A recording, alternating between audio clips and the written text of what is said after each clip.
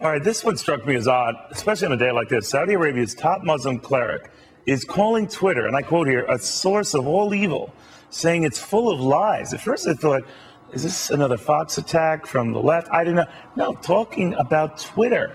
And this, on a day we're seeing this release video of a woman being stoned to death, and one of those stoning her dad. Okay, and Twitter is the problem. To Jihad Watch director Robert Spencer. Robert, wow, what do you think?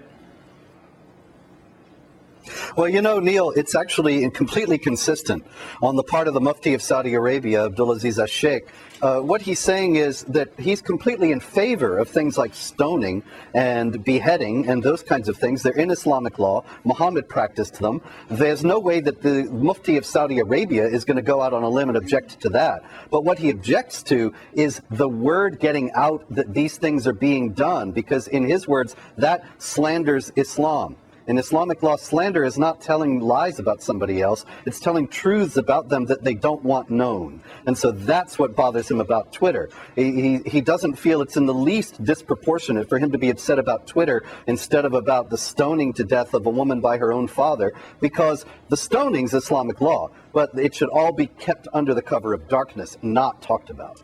I guess what will surprise most folks is how such jihads, ISIS more to the point, are able to recruit women, like these three young American females.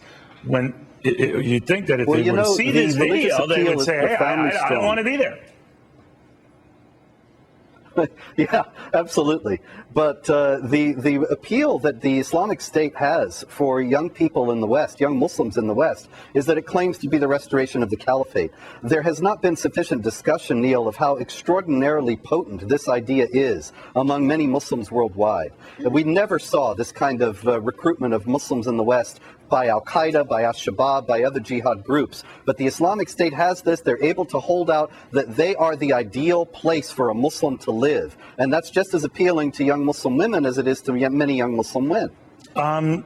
Is this why you don't see much criticism out of the mainstream, if there's such a thing, Muslim community, or to attack these extreme measures that are taken? Or is it just, we don't talk about it kind of a deal?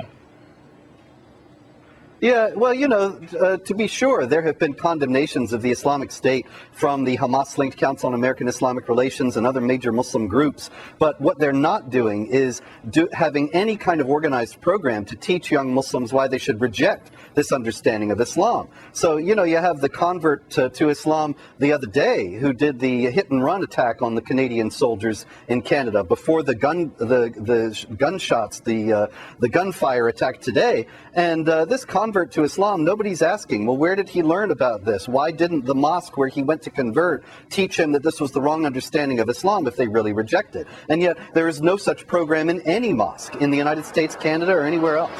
Scary stuff. Thank you very, very much for joining us. We very much appreciate it, Robert. As Robert was speaking, we're hearing a little bit